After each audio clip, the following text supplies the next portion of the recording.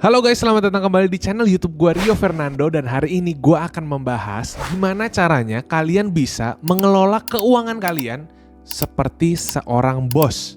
Ya, kenapa seorang bos? Ya karena menurut gue untuk mengelola keuangan gue sukanya pakai prinsip kayak misalkan kita tuh seolah-olah kayak seorang bos gitu ya. Kenapa seorang bos? Gue jelasin dulu. Karena seorang bos itu tidak takut untuk mengeluarkan uang ya. Jadi mengelola keuangan itu menurut gue bukan cuman tentang nyimpen uang, nabung, nggak pakai uang, kita hemat-hemat, makan seadanya, secukupnya semua kita hemat-hematin, kita nggak beli apa-apa demi mengumpulkan uang yang banyak. Kalau misalkan kalian lihat bos-bos ya, bos-bos mungkin bos-bos besar gitu ya.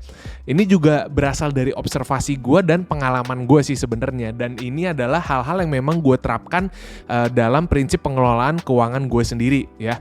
Jadi kalau kayak bos gitu, gue lihat tuh memang mereka nggak takut untuk mengeluarkan uang juga nggak takut gitu ya.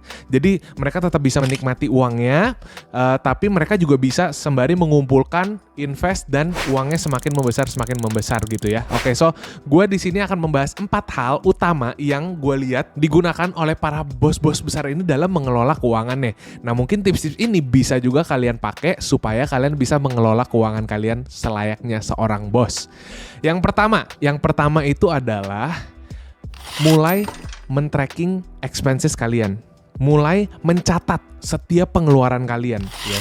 Jadi yang gue lihat adalah para bos ini itu mereka tuh seringkali sangat memperhatikan, sangat detail memperhatikan kemana uang-uang mereka tuh pergi gitu ya. Jadi mereka tuh benar-benar tahu, oh uang gue kepake berapa persen ke sini, berapa persen ke sini ya kan. Nah, kebanyakan dari kita ya pasti udah tahu ya nanti berhubungan dengan nomor 2 itu namanya budgeting gitu ya. Kebanyakan dari kita pada saat mau budgeting kita bingung. Gimana cara budgetinnya ya? Gue nggak tahu nih mesti keluarin berapa untuk makan, keluarin berapa untuk invest, keluarin berapa untuk transportasi, keluarin berapa untuk akomodasi dan lain-lain ya.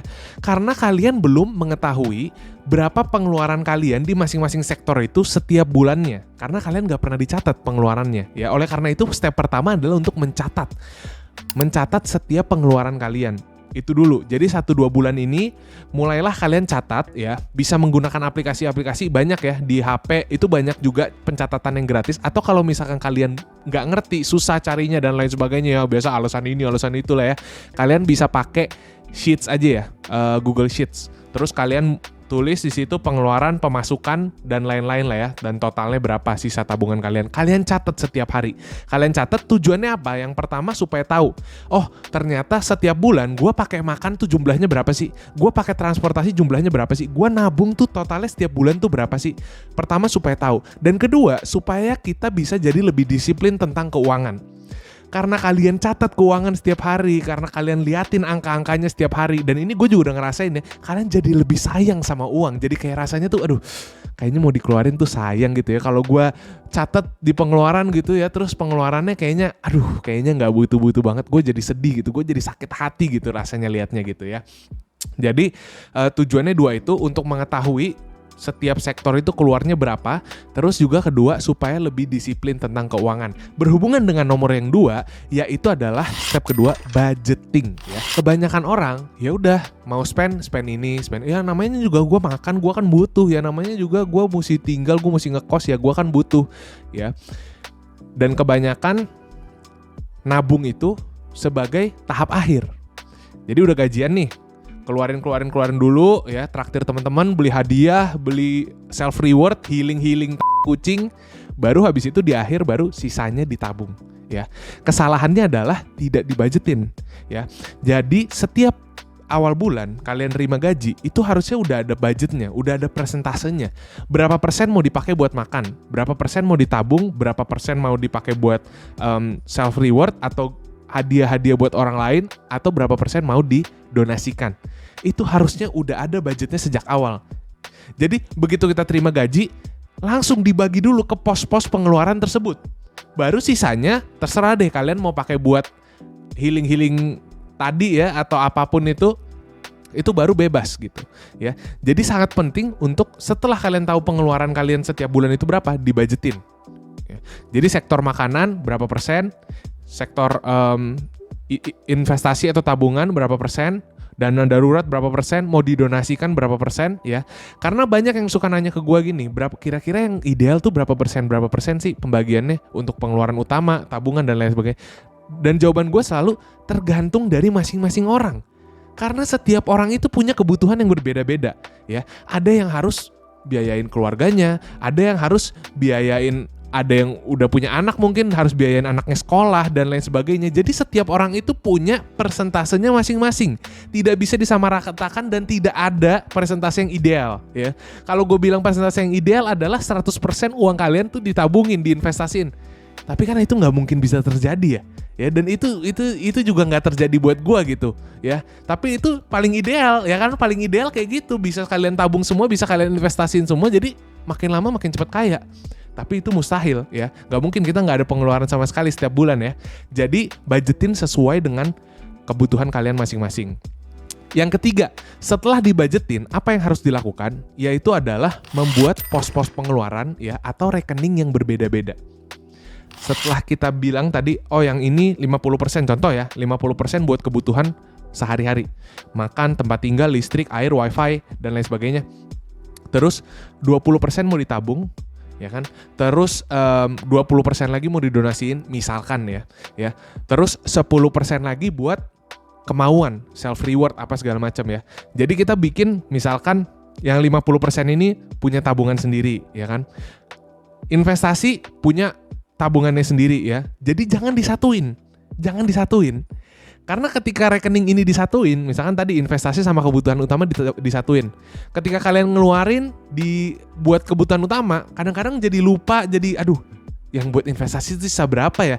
Yang buat kebutuhan utama itu sisa berapa ya? Akhirnya karena ada uangnya dan kalian merasa ada kebutuhan utama tadi buat makan dan lain sebagainya, ya udah kalian pakai dulu aja. Ya udah enggak apa-apa, pakai dulu aja sampai akhir bulan ternyata udah habis. Akhirnya nggak ada yang ditabungin. Balik lagi ke prinsip tadi, menyisakan bukan menyisihkan. Padahal nabung atau investasi itu harusnya menyisihkan, ya.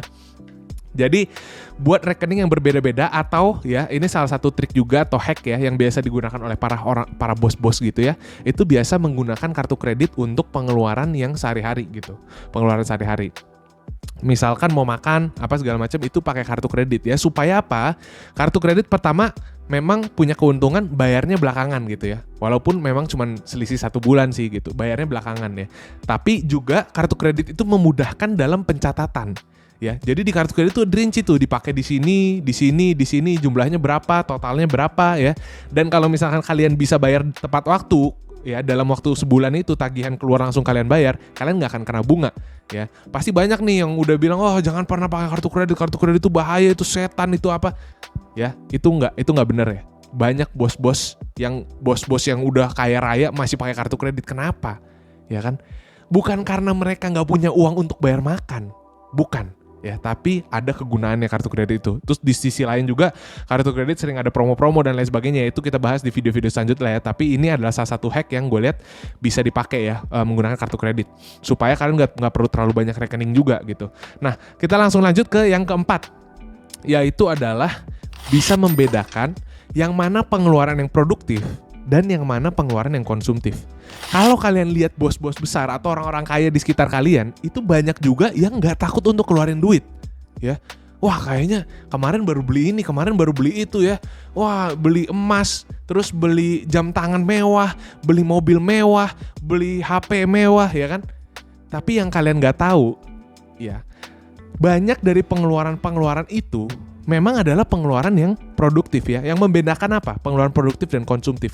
Produktif ya, pengeluaran produktif adalah barang-barang atau jasa yang bisa mengembalikan atau memasukkan uang ke dalam kantong kalian. Contoh, misalkan gue beli tab ini. Gue beli tab ini kan pengeluaran ya, dan pengeluaran yang lumayan besar, hampir 20 juta ya. Tapi apakah itu berarti uang gue langsung hilang dalam sekejap? Enggak juga. Kenapa? Karena tab ini gue pakai untuk bekerja sehari-hari. Gue pakai buat catat video, gue pakai buat rekam suara, gue pakai buat brainstorming, gue pakai buat kerja. Semua kerjaan gue ada di dalam sini. Sehingga ini menjadikan barang produktif buat gue. Karena nantinya pekerjaan-pekerjaan gue akan dimudahkan dengan tab ini, sehingga dapat menghasilkan uang yang lebih lagi gitu. Karena gue mungkin jadi lebih mudah, lebih simple, semua gampang gue bawa kemana-mana ya, nggak sakit punggung bawa komputer di tas gitu ya. Ya, jadi itu pengeluaran yang bisa memasukkan uang ke dalam kantong gue, walaupun dalam jangka panjangnya gitu ya. Pengeluaran konsumtif adalah pengeluaran-pengeluaran barang atau jasa yang tidak dapat memasukkan uang ke dalam kantong kalian, atau bahkan mengeluarkan uang aja gitu ya. Let's say misalkan pergi sama teman-teman, pergi nongkrong gitu ya, pergi minum-minum, open table ya, buka sofa ya kan 2,5 juta jebret. Nah, ya kan uangnya nggak balik lagi ya. Mungkin ada yang bilang, wah tapi kan itu kan gue berkoneksi, gue networking itu ya. Ya ada sih mungkin yang beberapa memang tujuannya untuk networking, and it's fine. It's fine, selama balik lagi kalian punya budgetnya. Memang kalian punya budget untuk networking. Setiap minggu misalkan 5 juta buat pergi sama teman-teman atau sama bos-bos besar lainnya supaya kalian bisa networking.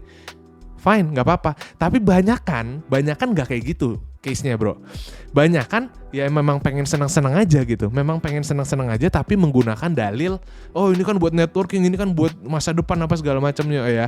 Itu tidak betul ya. Jadi bedakan yang mana pengeluaran-pengeluaran produktif dan yang mana pengeluaran-pengeluaran konsumtif. So itu dia untuk video kali ini. Semoga kalian bisa mendapatkan manfaat. Kalau misalnya kalian dapat manfaat, jangan lupa share dan like dan subscribe ya guys. Karena kita baru aja hit sekitar 2.000-an subscriber ya. Semoga di minggu-minggu depan ini kita udah bisa ke 100.000 subscriber ya. Gak apa-apa, mimpi aja dulu ya. Dan semoga kalian bisa mulai menggunakan dan mengelola keuangan kalian selayaknya bos-bos besar. Itu aja untuk video kali ini. Thank you guys for watching and see you in the next video.